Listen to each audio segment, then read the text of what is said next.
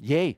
Back to our conversation of today. OSC refactoring. What we'll be talking about? We'll be talking about these new OSC connections, the connection slots that we've added, and actually OSC presets. Which are actually part of it. And I'll actually be precisely showing you this. This includes as well some new options on an output, an OSC output options as far as the messages that are being sent and how they're being sent. We'll talk about transform. Yes, OSC transformation, and what that really means is actually being able to scale, for example, and modify those values that are coming in. Very practical. You see it today. And then, some new grammar support as well. Support other grammars than the native, if you want, FLUX grammar. Part of the OSC refactoring is as well the fact that we now, under the hood, are actually doing AED, so polar, for positioning of these objects, the metadata. Now, it doesn't mean that we don't do X, Y, and Z anymore. It just means that under the hood is now our default method, and I'll cover that a bit later on. Another point that we'll talk about today is this new index -1. And what is index -1? Index -1 is the current selection or multi-selection, the ability to send a message that will affect whatever is currently selected or multi-selection. Okay, so that will be our block for OSC refactoring. And I'll be showing as well some of the newer QLab templates. As you know, QLab is all based around open sound control. So I'll briefly jump on those QLab templates that, to kind of bring examples and some integration in our OSC conversation. And we'll then jump in the support of ADM OSC. And we are very excited with these ADM OSC. It is an initiative led by FLUX amongst other manufacturers in this industry. I'll cover that, but we're very excited to be bringing a proposition to the table to standardization for live production, because right now, yeah, we could say it's a bit of a mess. Everyone are doing their own things, so we're trying to kind of bring everyone together as the industry is moving forward into the live production anyways, moving deeply into the object base and those metadata that needs to be integrated between systems. Hope it makes sense. Yeah? So let's go and let's jump right away into our first section.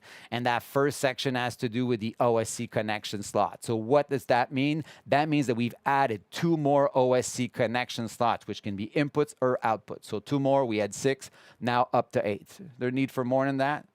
Maybe one day, but for now, we've got 8 connections, which, brings a lot of possibility. And a connection does not necessarily mean one device. Multiple devices can be speaking to that connection. So you can see how this can multiply. We'll be jumping then on the OSC preset. You'll be able to appreciate this concept of preset, which basically means that instead of having to pick yourself a port number and set port numbers on both sides of the equation, we've kind of, came up with some presets, for example, with our own plugins. So now the port numbers are defined for each of our plugins. Same for the integration of the Lemur controller template. Same for the Avid S6L plugin, which brings the integration to that console baby behind me. And we've actually done this for Digico as well. Digico console integration. So specific port number and even our ADM OSC for that matter of fact, which we'll see. So presets, it just makes it easier to integrate. Don't need to remember which port numbers on this device. Everything is kind of set. Talkers, listeners, and out ports are the same. And then as we're going to be looking at those, we'll look at this ability to enable and disable options on output, not on input. On input, we kind of support pretty much anything, but on output, you can, for example, deactivate these touch release messages. What are those? Touch release messages are basically serving workstations. As you want to be writing to a workstation, a touch message and a release, it's basically, for a touch write. So those touch messages are not always well supported by third-party devices. We actually have an ability to remove them. Second one, the auto bundle. By default, we comply to the auto bundle of OSC standard, but for some cases, we may not want to be sending as bundles. So we have the ability to remove this. And third, which will be the end of this presentation today, the ADM OSC enabling this on output, and we're actually going to be looking at this, okay? Good. As I was saying, the OSC connections kind of, and the refactoring at other aspects. I started to talk about the fact that SPAT Revolution uses AED under the hood. And what basically meant by under the hood is between our own products, the SPAT Revolution plugin, for example, and the SPAT Revolution application. We will be handling this XYZ conversion on both sides of the equation. The messages are happening in AED, conversion is happening on both sides. Before, people could do pretty much anything, or we were sending both. So it was, kind of adding some level of complexity in some scenarios. So this has changed. Not a major impact, maybe for you, but for people that have been deep into SPAT Revolution, important maybe to understand that.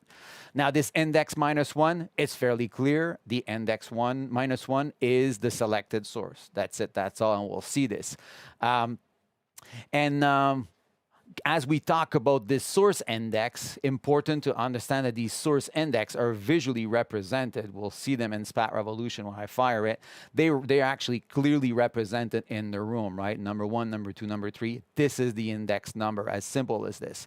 Now, just a little parenthesis that we're adding with this revolution is the ability to reorder. So if we reorder those source blocks, they change number, they change index ultimately, okay?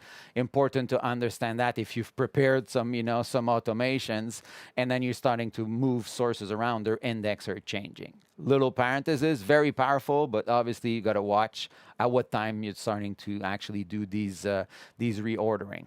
Okay, well, you know what? Let's just jump into it. That's to be the best way to show you guys what this is all about. Let me just get, my other computer going. Many computers here around. So let's talk about these OSC connections and where do they actually happen. OSC connections happen in the preferences on the top right. And we're going to jump right into it. There's already some connections there. Let me actually jump into right away. The first one, well, it's easy to see, right? I've talked about these 8 connection slots. They're right there for you. By default, they're at none, nothing being configured. But, you can then start to appreciate what we're talking about, these input presets. So you can actually, for example, see, input presets, input custom and output custom, and that basically gives you the ability to customize it, define your port number, right? If I choose a custom, there's a port number already defined, 8000, but, can easily be changed. Not going to talk about transformation just quite yet. Same thing on the output, but on the output side, we'll find these famous options I was talking to you about. I'll keep this for later. I'll come back to that particular one, to all the options. Well, you know what? We're covering it. Why not just actually, dig into it right away? So on the input side, as you saw, there's actually nothing as far as options. Why? Because we support, bundles or no bundles. We support touch release messages. We support AED, polar position coming in, XYZ coming in, various grammar. We'll talk about this subject today, right? So there's nothing to be done really on input unless you want to transform, which we'll talk later. It's about, defining which port number and obviously which, IP interfaces. As we're talking about IP interfaces, 127.0.0.1 is being used today. This is considered local, and that's because I'm doing some local integration. You'll see it with QLab, but you can see as well that I've got an input lemur here with a specific IP address. That's the network interface my lemur controller, for example, is speaking. So these are the network interfaces to define. When you're on an input, you basically choose the network interface. When you're on the output, you basically are defining the IP address. What's the destination of the message? Back to these output options. So we've defined where it's going, and then what we need to define and what we want to be able to define is what are we sending for messages? So here they are, AED packaging. So instead of sending individual data for azimuth, elevation, and distance, we pack this as an AED message, just a more efficient way to do things. And that's how we communicate by default. You can see that's what we even present by default here. Auto bundling on by default. We can simply deactivate this if we don't want any auto bundles to happen. Index as argument. So instead of sending the index in the actual message in the containers, we're actually going to be sending with index as argument as a separate argument. For people that are doing a OSC integration, that's something they already know. Those touch release messages, they're on by default. We can put them off.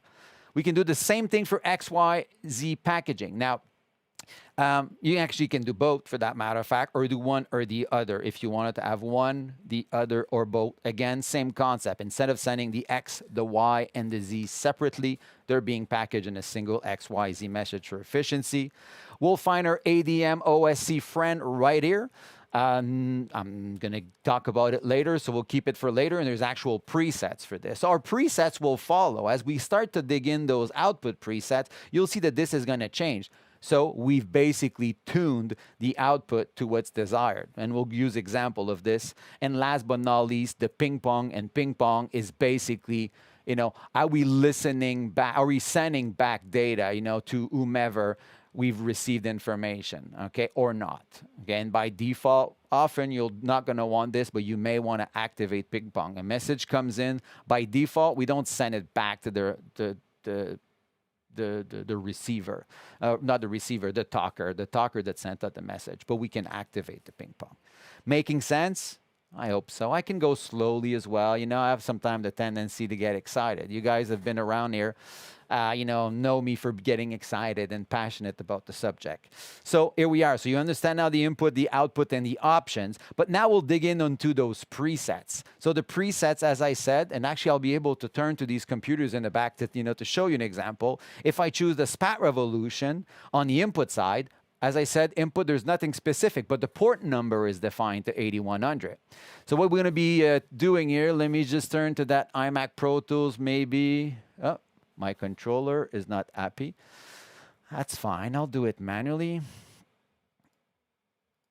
If I can find the Pro Tools, yeah, I can find the Pro Tools. Here is the Pro Tools, and I'm going to walk to it, but you'll see the SPAT Revolution plugin.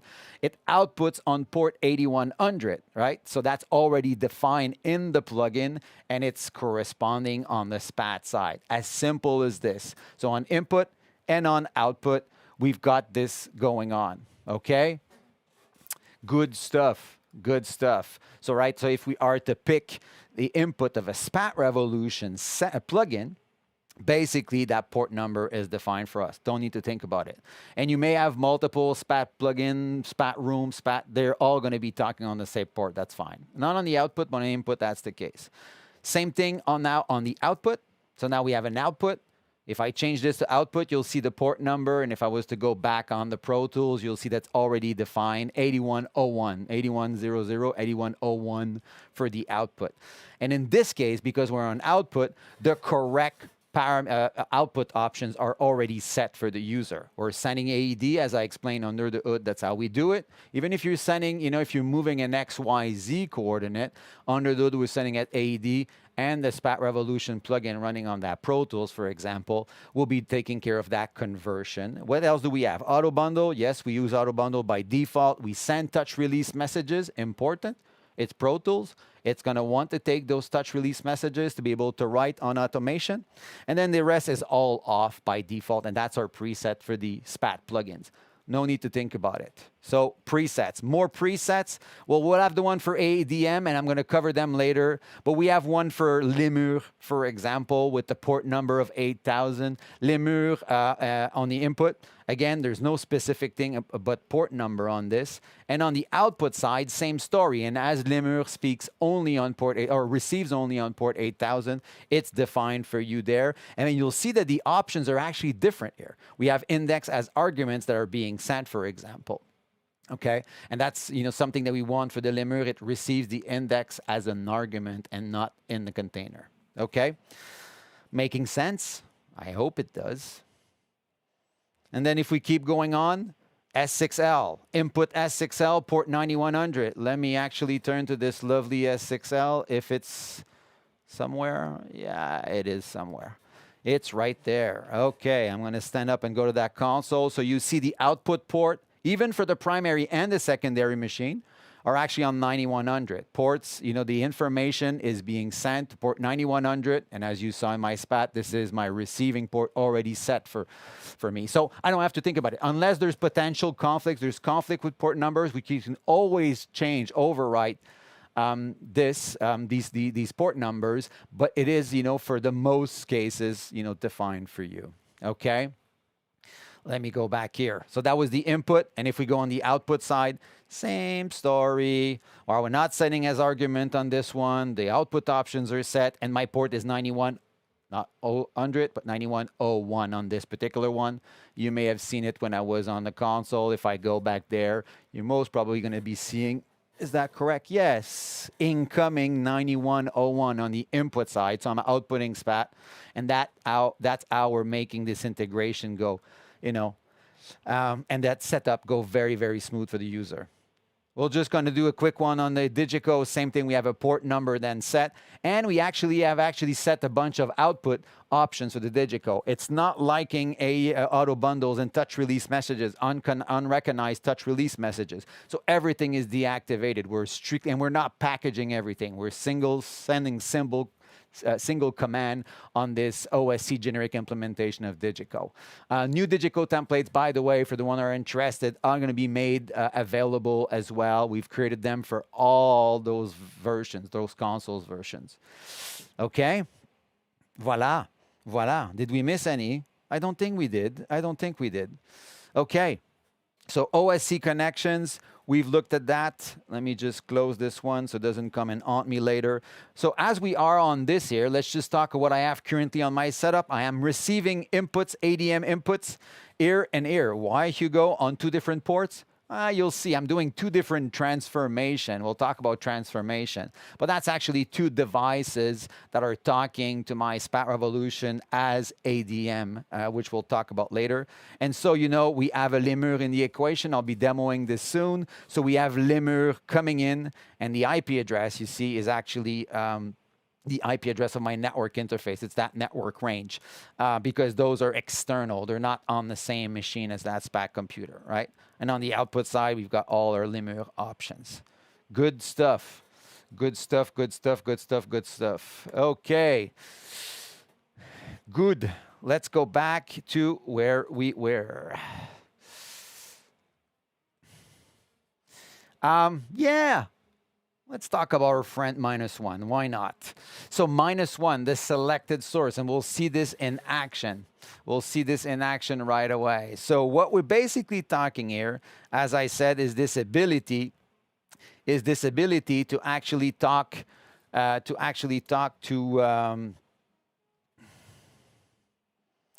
sorry for that.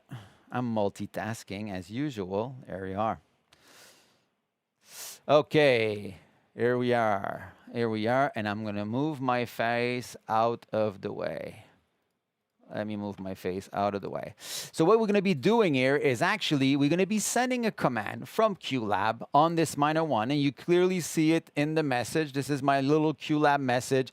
I'm sending it as ADM. It's part of the later demo, but it doesn't matter. What I want you to realize is I'm sending it to -1. And this is just a gain curve that I'm doing as a normalized gain curve. We'll talk about transform later.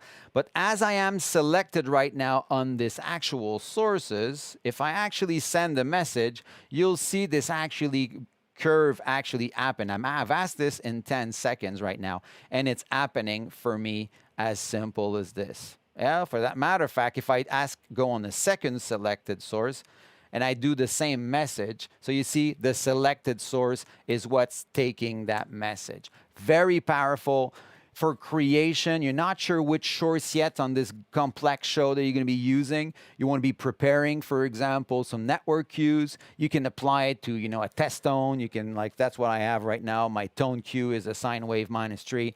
That, I could just basically use to test audio around, and I can test those those network queues with the -1 because I may not know which sources it's going to be, yet. Maybe, who knows? I'm preparing some movement, some trajectories. Okay? Good. And that's our index 1. We'll be seeing it in the lemur controller as well in not too long anyway, kind of repeating the same concept. Good stuff. Excellent. Excellent. So that was our index -1 on the selection. Now, whoops, I clicked too fast. Yeah, no, I'm good. Now that we've covered those connections, those presets simplifying us, and those output options, now we'll be able to talk about the little thing that I said I'm going to avoid the conversation, for now and keep it for later, and that is transform. If you were around for the session about source transformation and snapshots, we've showed how this transform takes, a bunch of sources and transform them, moves them to a line, does basically a modification. We've actually showed the same thing on speaker arrangement. You import the speaker arrangement, and then you may want to apply a transformation, a rotation of an arrangement, a shift, an offset of the arrangement, and so on and so forth.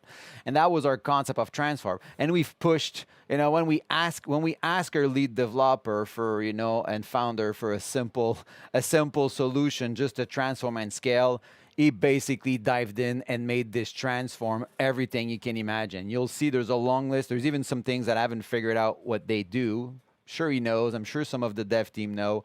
But they've basically done their major work to provide the ability to transform all those messages. But as we're talking about transform and grammar, let's actually talk about the subject. So now with this major release and the OSC refactoring, we'll be supporting by default the IRCAM ADM mix. For the one that are familiar with this, the ADM mix, it's basically an ADM file master, broadcast wave player, audio and metadata. You can even take, a master, an export from, well, I'll say the word Dolby, Dolby export for that matter of fact, and use to play it with the ADM mix. So we support that grammar, which is slightly different than ours on input by default. SPAT in Max MSP, same story. We support that grammar on import. And yes, Spacemap Go grammar.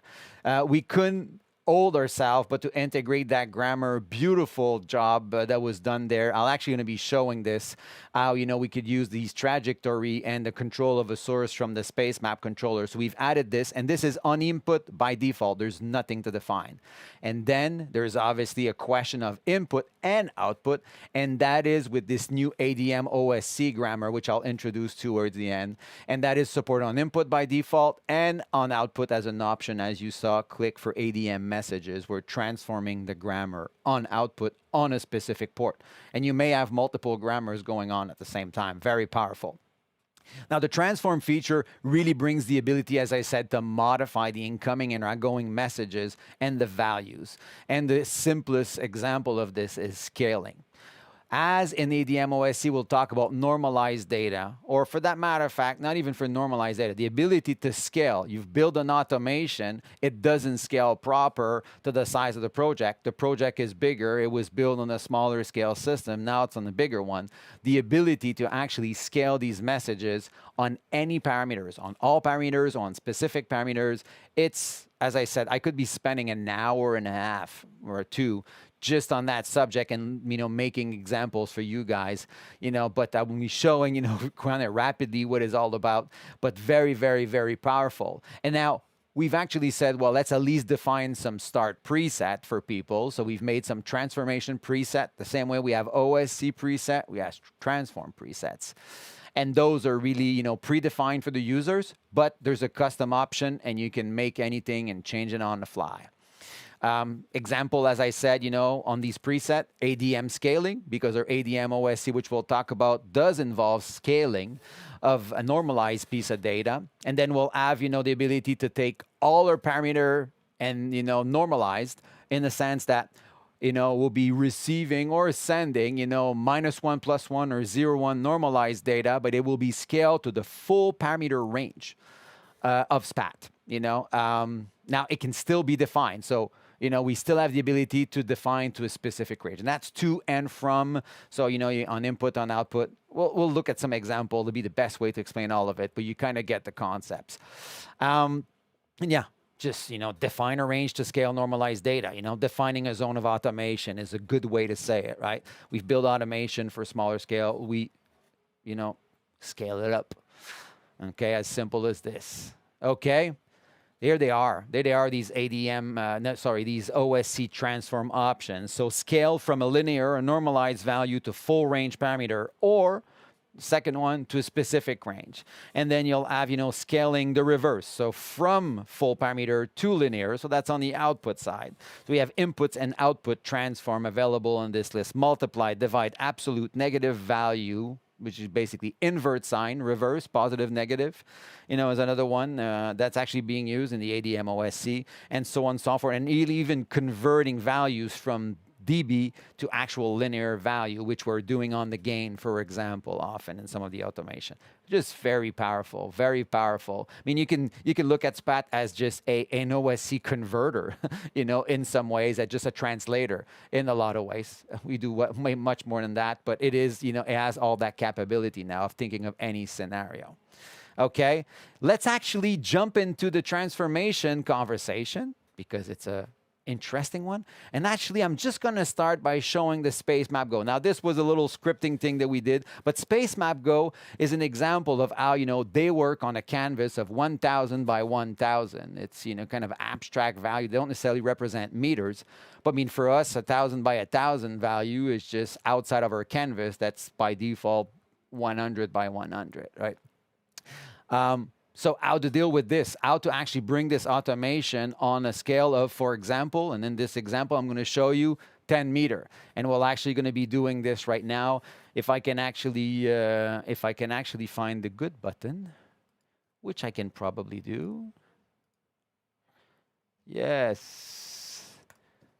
Is that working? Yeah, that should be working. So you have on the left bottom here my iPad. This is our friend Spacemap Go that's doing what? Currently 8 different trajectories. And what you see in the back is the 8 sources, 8 SPAT sources responding to this. And as I'm doing a scale of 10, so, you know, minus 10 plus 10, this is what the scale of, you know, what's going on basically from these data that are minus 1,000 to plus 1,000. So that is, you know, really, really good. If I actually, you see me grab a source here, right? I've got it in my hands and I'm moving in manually. The purple one is what I'm moving manually here on, you know, it's no longer on a trajectory now. I've actually stole it to actually, you know, manipulate it. So, I can actually start this the trajectory, but just very beautifully made tool here to actually on the fly being able to do some actual you know, some actual trajectories, speed it up, speed it down, and yeah, it's, you can see that little yellow purple one getting very excited, and it's very responsive. We like that. We like it when it's responsive. So yeah, just a great way to integrate Spacemap, but that was done with scaling, and that's going to be our conversation, you know, right now, and we'll get to talk about these transformations. Let's actually jump back on our SPAT revolution. I'll minimize this window, and we're going to get back where? Back in the preferences. Back in those preferences. And you know, let's just start right now, you know, with taking that particular ADM input. And I'm not going to spend too much time on the ADM, but you can see that it's in this preset, there's a bunch of transformation defined. They are part of the standard, but we're making it visually, you know, available for people to understand the various transformation. I'll talk about it later on anyway, how, you know, we're dealing with the azimuth, the actual normalized gain and LFE sen, how we're dealing with, you know, normalized value as well for X, Y, Z, that, you know, kind of cube, -1 +1 kind of, you know, a cube, where we're basically, you know, scaling this up to whatever. You see by default here, we're actually, and we can actually look at this one to begin with. You see we're doing from a linear value normalized on the range of the X, Y, and Z. It's a range. We have the ability to define range. I'll show you that. So we have -1 +1 coming in, and we're scaling this to, well, let's open this up, to -10 + 10. Now, I'm no longer on the space map. I'm just talking about ADM OSC transform, but that's going to kind of introduce very well, you know, transformation, what they're all about. And what we're doing is we chose, you know, the specific transform that we needed. Here, we wanted to scale from linear value, so from incoming. We're basically receiving, you know, normalized -1 + 1 information. We're on the XYZ here. And we're going to be outputting, well, output, we're going to be scaling this to -10 + 10. And then, you know, here on the bottom, after we've defined the transform method, the input and output, and what's happening on this transform, is the ability to say, I want everything, so every parameters. I want only what's included in my following list, or actually, last but not least, I want to exclude. So, you could put a rule of excluding something from an everything, for example, or some exclude functions. Right now, we have an include, and in the include, we can either say discrete, so this parameter, this parameter, this parameter. I could actually go there and choose specific parameters. Or I can actually go for a range. And the range is, if you're looking actually at that long list, it's basically, from this one to this one. It makes sense because X, Y, Z are right next to each other. This is the range, X, Y, Z. That's the only one that transformation will take care of. Very, very, very, very powerful. And then, yeah, starts at source X, position X and Z. That's our range, and that's it. Sorry for that. This is just an example of what's inside the ADM OSC, but let's just start something from fresh here. As I said, we have presets defined for you, the ADM one, and then we have all to range, XYZ to range, AED to range, and AED to a specific range. And to range, we mean the full range of SPAT, the full canvas, versus the specific range, a defined automation zone. It's a simple way to say it, I believe. So we've got two lists here, and the first list is based on -1 + 1, and the other one is 0 to 1, linear, if you want, or normalized, okay? So we just made those presets, they're available to you, but we'll look right now at custom. At custom transformation, we're going to be able to go with the little plus, and then back to the window you saw earlier. What do we want to do here? Let's just take a quick example. Time is flying, but we're good. We start about that 15. So, but basically, you define, let's say you wanted to do it on the gain value, right? So you want to basically, you're receiving linear normalized information, you want to apply it to the gain, right? So we could do exactly this here. We can go include and go discrete and say, let me actually do this strictly on the gain. Well, when we did the index -1, what you may have realized is that I was actually sending an ADM OSC message, the grammar, but the most important thing was I was actually sending this in a normalized way, 0 to 1. That's how I was doing my ramp. I was able to interpret this or to process this in SPAT thanks to the transformation on the gain, for example. So I'm done. Basically, what I just said is convert linear to dB on the gain only, and you go, okay, and we've added this rule in the list of rules for what? Well, there's nothing on that port right now, but in this case, it's a linear 2 dB. I'm receiving linear, so it would be typically on input, okay? Yeah, so basically, sorry, I was on the none, but I hope you get the concept. Anyway, well, we can spend hours on this, but the concept is as simple as that. Now we're going to be talking about the QLab aspect of our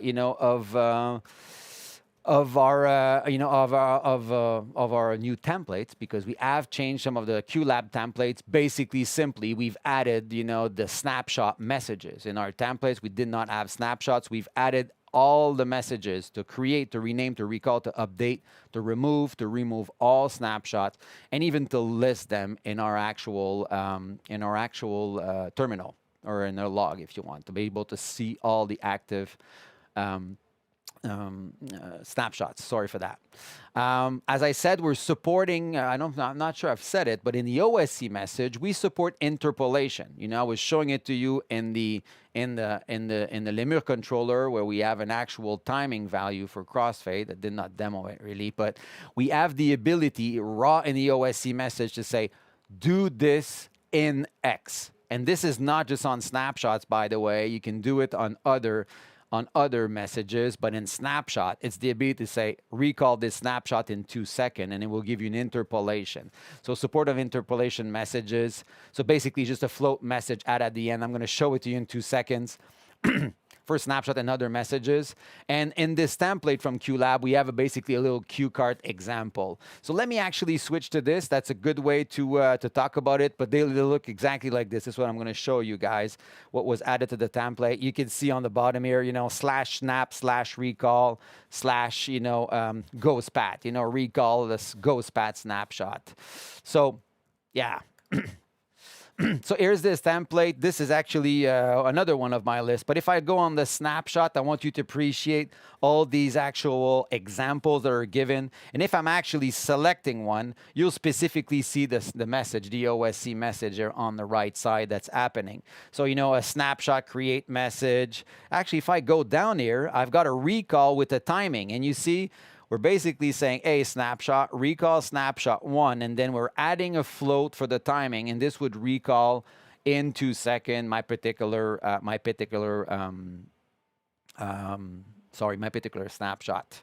So that was added. There's a bunch of carts as well. There's one example of a cart, a little cart from some rapidly queue creation, snapshot creation for updating, for recalling. That's just the example of the queue carts. Well, it maybe even look better if I show it to you like this.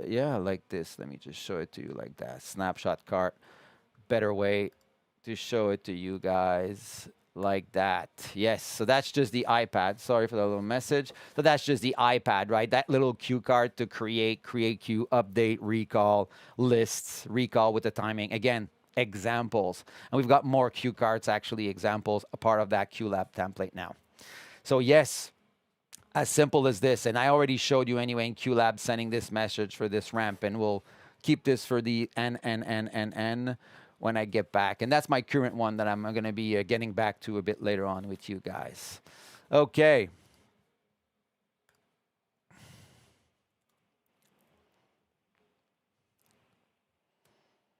Now, we're getting into some more fun stuff. And now we're going to get back, now that we've talked about all these new transform function, these new templates, we'll talk about a very important, and exciting thing for us, which is the ADM OSC. So basically, with this major release comes the support on input and on output of ADM OSC. And basically, the ADM OSC at the base is predefined messages, and we call them standard. I'll talk about a bit more ADM OSC, but at the base, it's just the message that's changing to a /ADM/object/1/ whatever. It's a container with a different message with some float values that are predefined. That's really the only difference. And as I showed you, there's already some ADM OSC presets, and that is basically for the transformation as well. Because in that standard, we're defining that normalized data should be used. And why? Well, normalized means, a workstation that typically works in a normalized environment, and everyone can basically, we're all going to normalize as far as a work group. And that will bring me to talk about what ADM is all about. But before to wrap up on this, it's basically, normalizing linear, the gain, and the LFE sen. It's, there's a little invert azimuth thing that's a specific to ADM. There's a distance normalization as well. And there's even XYZ normalization to a Q, +1, -1. And that is part of what the ADM OSC is all about at the base from an OSC perspective. But what is important to understand is the wider story there. So this is basically an initiative to promote OSC as a live production workflow integration of the metadata. Right? You've got all these controllers, you saw the Spacemap Go, but whatever it is, there's potentially, an in-venue immersive system, why there is in broadcast, binaural streaming, and maybe it's a different renderer, potentially it's a different renderer. And then you may have a controller in the equation. And then you want to record this production offline. You maybe even when you're starting to create, or you want to record it live, and you want to record the metadata. So then workstation. So the idea was really, to promote OSC as the method, the mechanism to communicate. And beyond that, a common grammar and a standard with some basic parameters. We're not looking at complexity here. The basic parameters. This way, renderers, workstations, controllers, everyone speaks the same language. Easy. It's a proposition to the EBU, yes, ADM, for people that are familiar to the ADM approach, and we're following a lot of that. You saw the reverse azimuth. Well, it's already existing in the ADM. So we basically are complying and following as much as possible, although it is a proposition primarily for live production.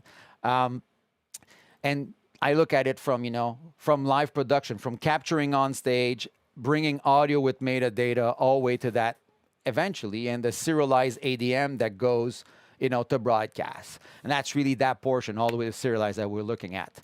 And I said led by FLUX. It's not only led by FLUX. We obviously have to send the salutation to our friends of L Acoustics. It was a great collaboration between FLUX and L Acoustic from a use case that was driven by Radio France. So Radio France really brought the use case, the perfect example of an in-venue system and a binaural streaming where, dealing with converting messages and scaling was a bit of a nightmare of extra softwares and extra patches just to make it work.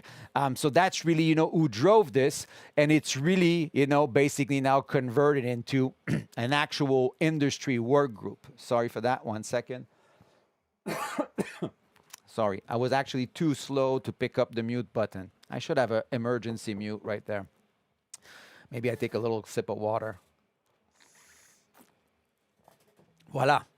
As I said, it's now expanding to an industry work group. So there's more than these companies that FLUX, L Acoustic, and even Radio France in the equation. I'm not going to disclose everyone who's part of their work group because I haven't asked any permission to do so. But what I can tell you is that ADM OSC already exists. It is in the ELISA latest software. It is soon to be released as well in Nundo V11 for beta tester December 9 specifically. So in 5 days, support for OSC and external renderers in Nundo. Merging technology already have done some move as well towards that direction with the Ovation product. Don't think it's actually shipping yet. Oh, maybe it is. But there's some work being done on this ADM OSC camera from the merging technology team as well. And the reason I'm disclosing those one, because we're in close collaboration. This is real of real testing and happening. But the work group is wider than this. You can think about other rendering, companies, companies that do renderers or, panning softwares and so on and so forth, and controllers and workstation. Workstation is an important one to record these productions and capture the metadata and go back to the studio and edit the metadata or create with metadata and so on and so forth, right? Better not to just talk about it, but actually demo this. So let me jump right away and look at what ELISA and what is involved in doing this with ELISA software. Let me just go back for a little transition here and minimize this window. And we've got a SPAT, and we can minimize this. And you're not seeing anything yet, but you will see in a second. And I need to move my face again. Move up. Et voila. Yay. So here we are. Yes, you see that screen. Here we have the ELISA controller and SPAT Revolution running. From a setup perspective in SPAT, it was easy. I'm receiving an input locally, and it's an input ADM. So everything is in line for me as far as what needs to happen. Don't need to think about it. And it's on port 9000. Port 9000 is the default port for our friends as well at L Acoustic with ELISA. Makes it simple. And from a setting on the ELISA side, it was as simple to go on the settings and in OSC and say, hey, this machine, send the messages to port 9000, which is the by default one, so send. But instead of using the ELISA actual format, we're basically just saying, change this to the ADM format, and that's it. So we're going to be sending the data, and everyone crosses their finger, go back on the soundscape, and yeah, okay. So I've got complete integration of now. I haven't defined a specific range, and I could do so. Now, the conversation can go on, but you've got the complete ability. Well, we could change it live for that matter of fact. I could say, hey, the range, that's not XYZ, the distance range, I've defined here 4 to 14, but let's say it's 10 to 20. Okay, so from 10 meter to 20 meter in SPAT from, some incoming data. And if I actually go there and do this, you see the source actually now has disappeared in the back there. And the reason it disappeared in the back, it's because I've, changed the range. As simple as this. So you kind of see the power of the transformation at the same time that I'm showing this integration with ELISA. Okay? Good stuff. I'm actually going to show you the ADM OSC messages in our QLab as well. So for that matter of fact, let me just jump right away. And it can even kill this because I don't need it. And let's go back here and see what we've got. Okay. I'm just going to bring back this QLab window. Voila. And I'm going to be going in this workspace here, which I had prepared earlier. And this is kind of what's going on right now. And I'm sending a sine wave and a piano. Well, the piano is not sending. Is it now? Now it's sending in a sine wave, and you see the signals are coming in, and that is, thanks to our plugins to bring the audio into SPAT Revolution. What we'll focus on now is all these messages, these cue cards. And I'll select one here. You see an ADM message, ADM object 1 mute, and a mute. And I guess if I recall it, I can move this out of the way, and if I recall this message, it's not working. That's perfect.